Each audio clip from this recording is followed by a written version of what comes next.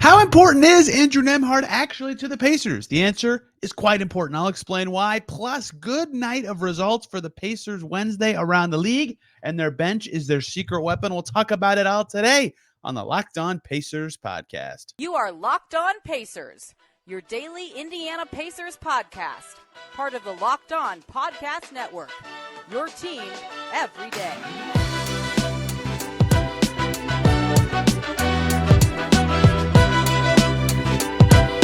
What up, y'all? Happy Thursday, and welcome into another edition of the Locked On Pacers podcast, where we, of course, talk about the Indiana Pacers. As always, my name's Tony East. I cover the team for Forbes and SI, and today, a fun one to get to, diving into a lot of topics, including starting with Andrew Nembhard and his key role on the Pacers that I think is getting overlooked by a lot of people, diving into some of the numbers behind what makes him such an important part of the starting five, his play, especially since the in-season tournament. I'll explain why that's a key cutoff, and much more. Plus, great Wednesday for the Pacers. The results went their way.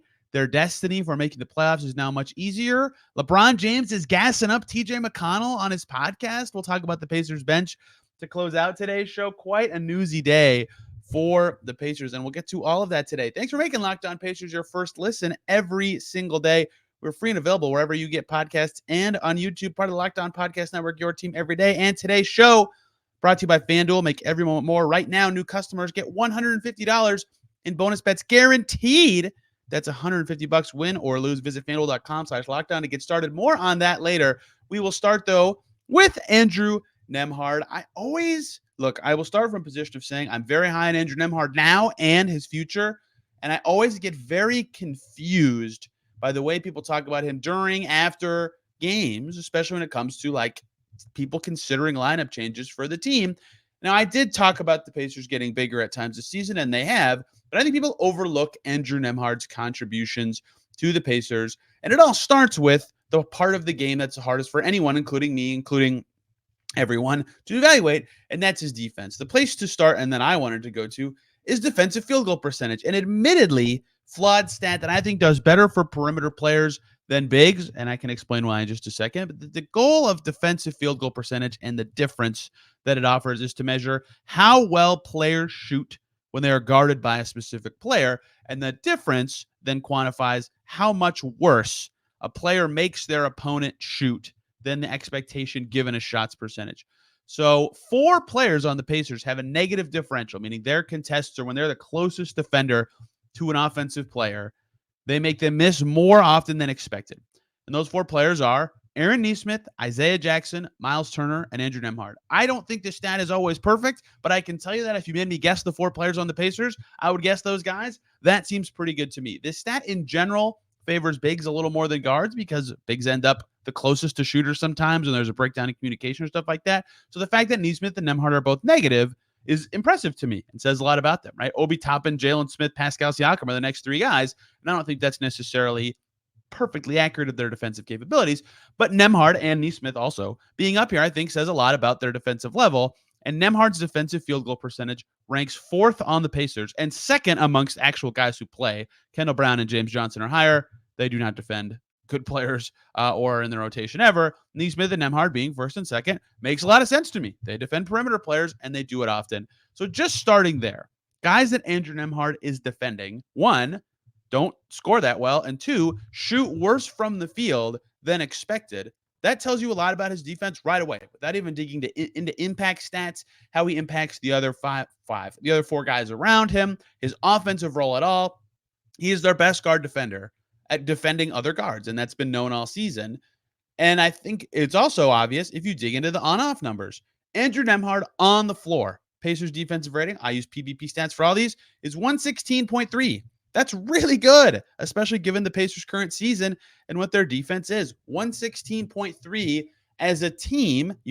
Comparing teams' stats to player stats can be funky, but 116.3 would be close to like the 20th defense. Without him, their defensive rating is, I have so many tabs open, I'm slow to get to this, is 120.6, which would be the worst defense in the league. That's a huge gap and says a lot about the impact he has on the defensive end of the floor. So, like, I spent a lot of stats talking about this, but if you watch the part of the game that's hardest to quantify is defense. And that's where Nembhard's his best and where he impacts the Pacers the most. He is a wonderfully good defender. And I think that matters a lot for the Pacers and his spot in the starting five because Siakam and Haliburton are so talented and fit well enough offensively and alone are enough offensive talents to elevate the other three players around them, whoever they may be, that as we talked about last week on that show where I dove through the numbers of the Haliburton Siakam pairing, the rest of the players with them being either a good defender or a good shooter, ideally both, is the best choice for the Pacers. And Nembhard is a good defender and is a good shooter. So his fit with the stars is terrific. So the premise of, a change to the Pacers starting five that happened earlier this season where they went big and Nembhard comes out, that doesn't hold as much weight this time to me because what would happen is, let's say Nesmith's the 2 and Siakam's the 3, and then it's a big 4-5. Well, Siakam isn't defending at a high enough level to make up for the defense you lose taking Nembhard out. The offense would have to be like 125 plus to make that a net rating neutral decision, and that wouldn't make as much sense. It's harder to go big in that situation. So his defense is so valuable that it's actually hard for them to take him out for a different alignment. And clearly their rotation right now is working. The minutes they have are working. But the second Nembhard thing is, again, that he fits really well with the stars. Lots of guys do on this Pacers team, which is what's made them click, especially of late. But it helps with the defensive stuff. But like McConnell's a really good defender. He does not fit as well with the star players. Isaiah Jackson's a good defender. He does not fit as well. There's a level of shooting and ball handling and stuff that makes it click all the time. You can even separate out that Andrew Nembhard and Tyrese Haliburton have a net positive effect. Nembhard plus Haliburton, Pacers are plus 5.3. Haliburton, no Nembhard, Pacers are plus 4.7, right? And there's other factors involved in all this stuff, but that is certainly noteworthy to me. Him and Siakam together have been great, plus 2 net rating for the Pacers when they're out there, regardless of the other three players. Clearly, there's some level of good fit going on here. And so next time it feels like to you, if you're watching the Pacers, you say, I don't feel like Andrew Nembhard's having that big of an impact. One, I'd say, watch him on defense. He is almost always guarding a stud, right? Someone, the other team's best ball handler or the other team's most effective movement threat, right? And not only does that help because he's guarding that player and making it hard on them to score or to be an engine or to make the Pacers defense bend. It also means that Tyrese Haliburton is not on that player. And Haliburton, while he's been more physical defensively of late, I would say, he's still a negative defender. And so being able to put him somewhere else, especially because of Nesmith's inclusion, usually Tyrese Haliburton can guard the worst perimeter player for the other team. Sometimes that can be tricky with switches, or if that player is a good screener, it can cause some matchup issues. But in general, Andrew Nembhard being able to soak up a lot of those matchups helps Tyrese Haliburton on offense by not making him exert as much energy defensively. The last key thing for Nembhard that I think is overlooked, offensively, he's been better from legitimately everywhere than last year. Field goal percentage is up 5.5%. 3-point percentage is up, right? So all of his shooting numbers are up basically across the board. That's why his true shooting percentage is 4% higher. You can dive into a lot of numbers as to why. It's really interesting because his true shooting percentage is up, but he's taking fewer threes as a ratio of his shots. He's taking more twos, but he's making them. He's shooting really well at the rim, right? 73%, 48% in the paint, 52.5% from 10 to 16 feet. That pull-up elbow jumper really works for him. But I think the really biggest one that I've noticed watching him and stands out every time you look back at Pacers games, the shot that he has really gotten better at in a way that's been meaningful for the starting five he's a part of is the corner three. Last year, 35.7% on corner threes. This year, 51.9%. That's unsustainably high, but I think he can be certainly well over 40 from the shorter distance three. And he's drilling them. Of course, making over half of them suggest that. And it's a higher percentage of his threes than last year. The Pacers do a good job of setting him up for that shot. And of course, he's better from everywhere, but that one's so important. New shot diet, drilling those corner threes. He's a good player, right? He's a good fit where he's at on this team. His defense is very impactful. His shooting from all over the floor has been impressive this season. And all of a sudden, they can't get him off the floor because he pairs so well with the stars. I'm an Andrew Nembhard fan and defender because I've trusted his talents before the season and expected him to be an X factor for this team.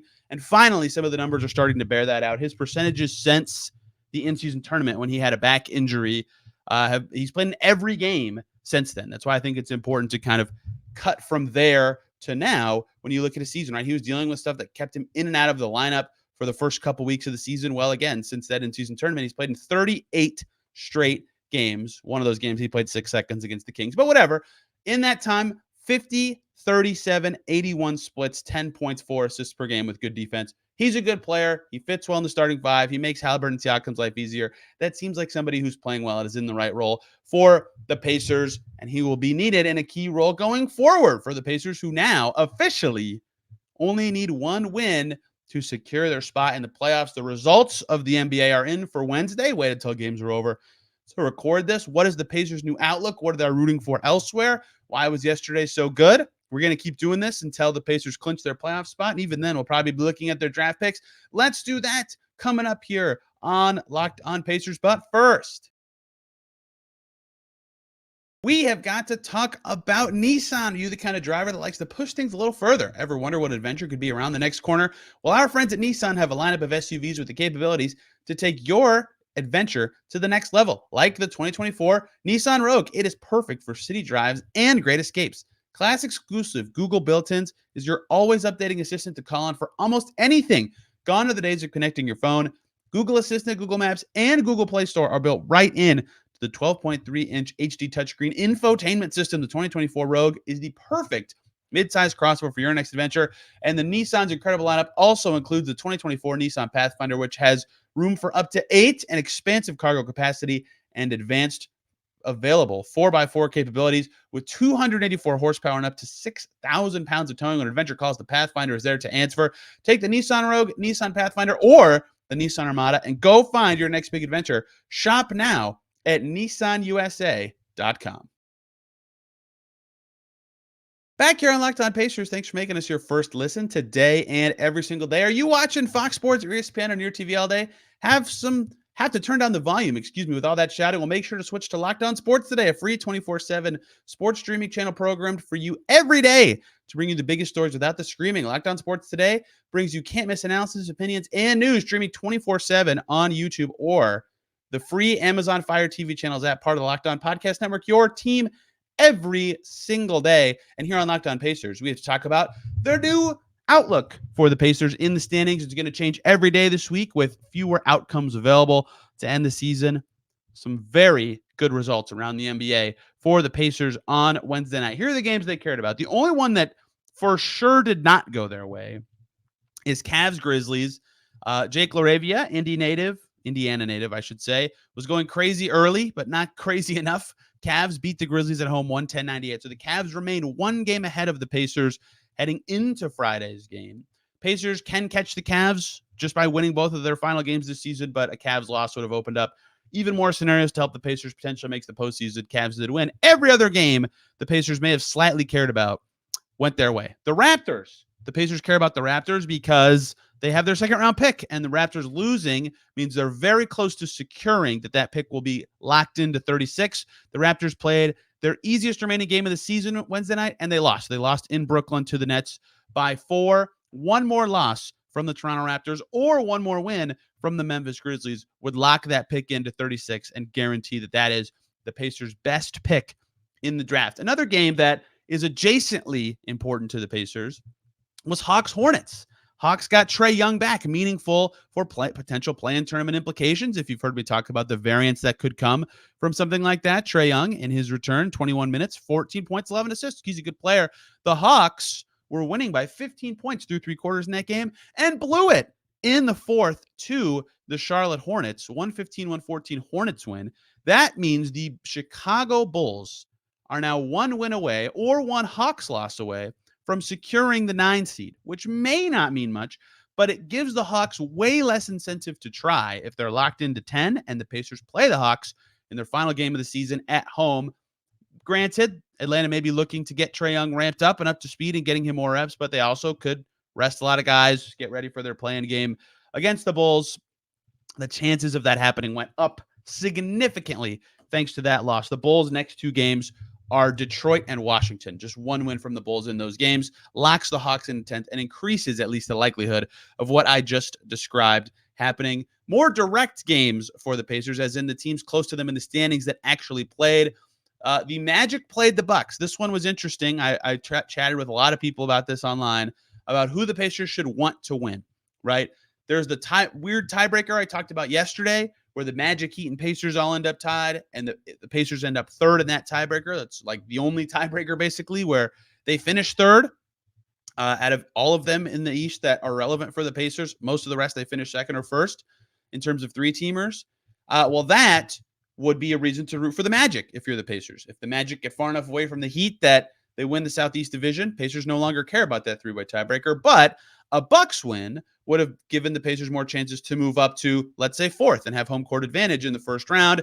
TBD on if that's something they should be even considering. You know, people have talked about being exactly sixth, getting to third, whatever. Well, that's all. They got to make it in before they think about seeding and avoiding the Celtics and all that. But that was the push and pull. The Bucks win gives the Pacers a better chance at climbing up to, let's say, fourth. A Magic win gives the Pacers a better chance of avoiding eighth or seventh, but ever so slightly. The Bucks won without Giannis and Chris Middleton. The Magic have not been good recently. Impressive win for the Bucks that I believe means only the Bucks or Cavs. The Pacers cannot catch the Bucks, so the Pacers can no longer win the Central Division. They already couldn't get the 2 seed. Now they really can't get the 2 seed. I believe that one also secured a playoff spot for the Knicks, who are now guaranteed to be top 6. The Knicks are currently a game and a half ahead of the Pacers. So that one could have gone either way.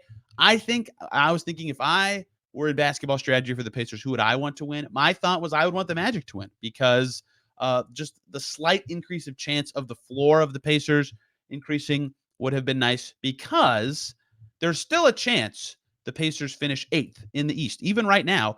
And if the Magic win one more game, that possibility is completely gone. Reality is what it is. But the other game that kind of ties in with that Bucks Magic game was Heat Mavs. The Mavs can barely get to 4th in the West. They have to win out and have the Clippers lose out. And I was curious if they would just say, we're done trying. We can get 5th. We've locked up 5th. No need to play all our guys on a back-to-back. The Heat were in double overtime against the Hawks Tuesday night. Well, the Mavs went for it. And despite some wobbly play in the early 4th and late 3rd, a little bit of foul trouble from Luka in this game, the Mavs beat the Heat by a lot, 111-92. That is 36 losses for the Miami Heat, which matters a great deal to the Pacers because now one win from the Pacers means they can no longer finish tied with the Heat in the standings, which also then means they cannot finish in a 3-way tie with the Heat and Magic, which means the Pacers are now one win away from clinching a spot in the postseason. They are also one Sixers loss away from securing a spot, almost at least one Sixers loss away from securing a spot in the postseason. I'll get into more specifics on that. It has to be a specific game for Philly, but that Heat loss was critical for the Pacers. They can now get to 47 and guarantee themselves a postseason berth because they would avoid 3-way tiebreakers where the Heat, Magic, and Pacers are all tied. So one more win for the Pacers against either the Cavs or the Hawks this weekend, and they're in because the Heat lost this game to Dallas. That's a huge result for the Pacers. So the scenarios for the Pacers are now extremely simple. I just laid them out. Win Friday, they're in. Win Sunday, they're in. Win both, they're at least 5. Any other scenario where they only win one or they lose both, they're reliant on other results that update based on results elsewhere. So that's what happened on Wednesday. Big day for the Pacers in terms of how it shook out for them. I did mention one other thing that I want to bring up. On, I believe, Friday, I'll look it up while I'm talking, the Orlando Magic play the Philadelphia 76ers in Philly. If the Magic win that game, not only do the Magic get to their 47th win, I mean, they win the division and can no longer finish tied with the Heat, and the Sixers would lose that game, that alone would put the Pacers in the postseason. Even if the Pacers go 0-2, if the Magic beat the Sixers on Friday, the Pacers are in, to my knowledge.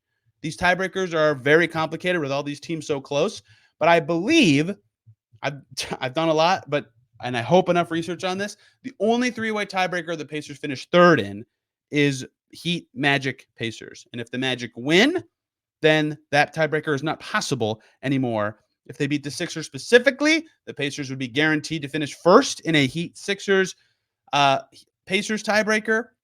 And I know it just sounds like I'm mumbo-jumboing through this now, but I believe if the Magic beat the Sixers Friday, so tomorrow when this episode comes out, the Pacers secure a playoff spot regardless of their results against the Cavs or Hawks. But again, they can get up to 5. They could maybe get up to 4. So who they want to win that game, again, comes down to what you believe. If you think the Pacers' goals for this weekend should be just get into the postseason, that is goal 1, 2, and 3, you're probably rooting for the Magic. If you would like the Pacers to get to 4, or I guess to 3, although that's seeming less likely by the day, then you're rooting for the Sixers. It depends on what you feel like the Pacers' goals should be, but that is another factor now on the table because of results. The Magic winning once in general is just, I think, something fascinating to track as they try to win the Southeast Division. Their schedule has been really tough of late. They close with at Philly and then home for the Bucks. Perhaps the Bucks could lock up the 2 seed by then. They're very close to doing so now and not have to try in that game. But who knows? They could have a chance to push the Magic down into the play-in also. So lots of funky alignments. The Magic have lost currently 4 of their last 5 games and close with 2 tough ones. So a lot at play here for the Pacers, but the simple answer is just win a game, get it over with, make the postseason, figure out your seeding from there. And we'll, of course, keep updating you on this all on the Locked On Pacers podcast. Tomorrow's games, very little impact on the Pacers. Tonight, I should say, Thursday. I'm recording this before. Bulls, Pistons. Pacers would like to see a Bulls win.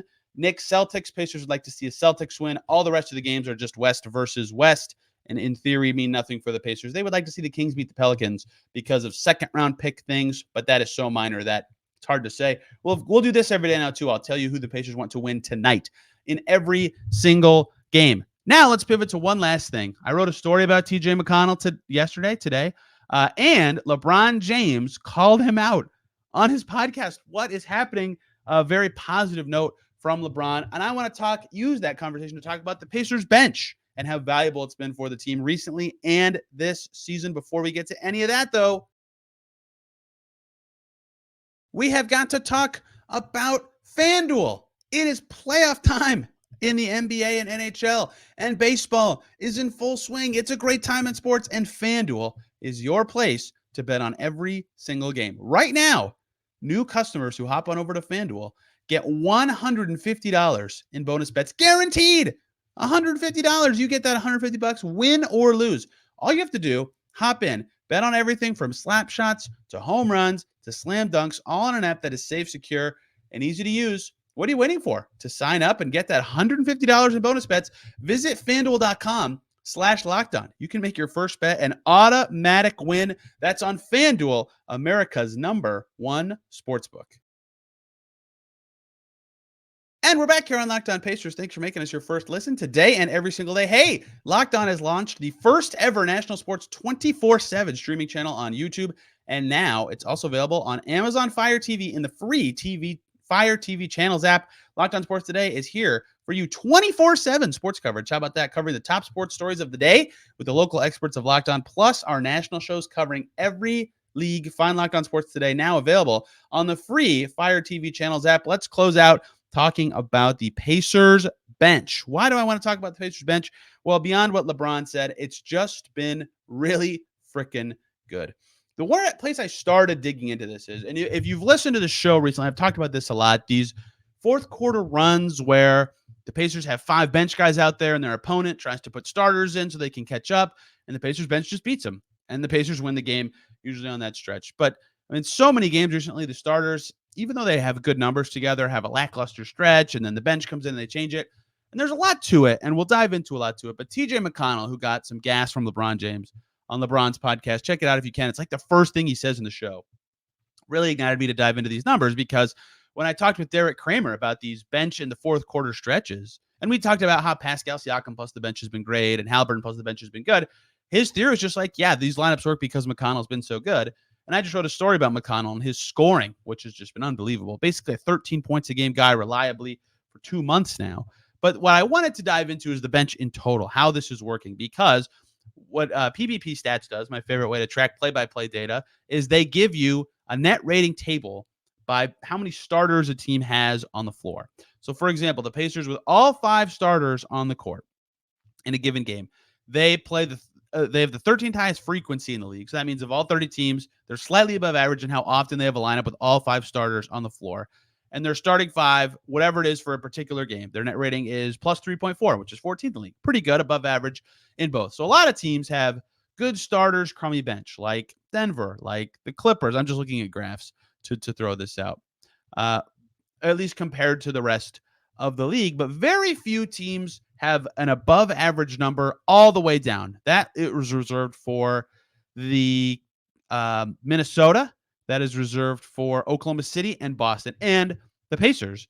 The Pacers run out some of their bench lineups way more often than other teams, right? Carlisle likes to go starter heavy, bench heavy, and alternate. So, for example, the Pacers with 4 starters on the floor, 22nd in frequency, 10th in net rating, though, which is pretty good. 3 starters on the floor, Pacers are 26th in frequency there, but pretty good in net rating. 2 starters on the floor, the Pacers are 28th in frequency, and they've actually stunk in those minutes, but they're 28th in frequency, so it's not that big of a deal, which points to the fact that they must be high in frequency of 1 and 0 starter lineups because they're kind of low in 4, 3, and 2, and that's exactly true. 1 starter on the floor, the Pacers are 5th in the league in how often they have those groups on the floor, which is usually Haliburton and 4 bench players, or Siakam plus 4 bench players, and their net rating in those moments plus 2.1. With no starters on the floor, the Pacers do this the 3rd most often of any team in the entire NBA. And they have a plus 6.1 net rating, which is 4th in the league. Like the Nets have a better net rating, but very rarely go to that level of bench production all at once. The Jazz go to their 5-man bench groups a lot, but they aren't very successful. Portland goes to it a little bit more than the Pacers, but Detroit does, but I don't need to dig into all this. All that says to me is the Pacers bench is good enough that the Pacers can rely on 4- and 5-man bench groups to do well and win them games, and it certainly has been. And I think a big part of that is McConnell.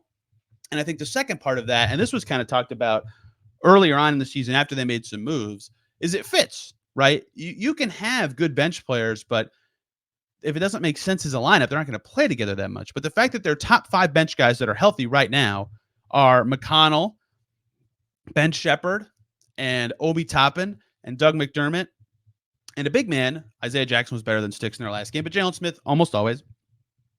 That's a lineup. That's a 5-man lineup that makes sense, and it's easy to pull out McDermott and get a star in some way.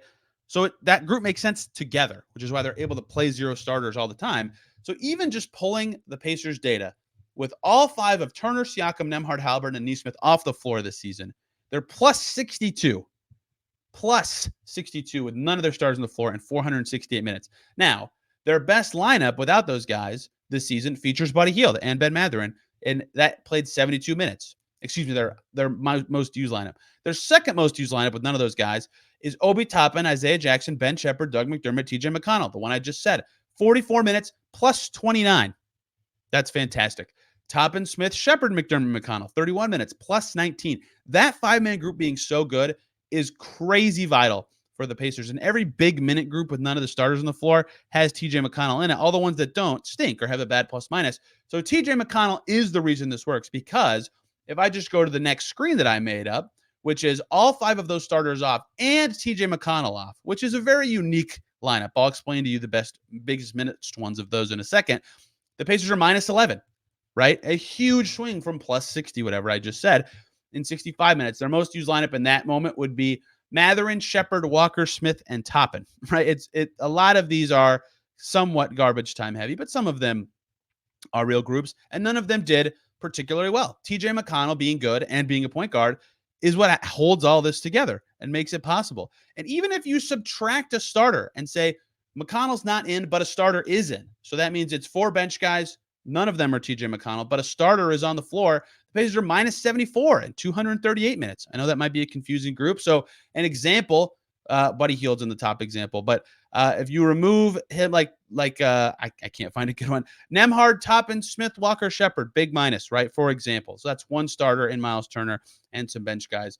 But anyway, that kind of shows to me the value TJ McConnell has, is even if a starter is in with that bench group that isn't a star and McConnell's out, that doesn't work as well. They fit together in general with their skills, but he makes it all fit by being such a good creator, such a talented scorer, and having such a good season. And the Pacers bench has been their secret weapon. They can get away with going 5-man bench groups throughout a game, which helps rest Haliburton, which helps rest Siakam, which makes the rotation click and be meaningful for 48 minutes.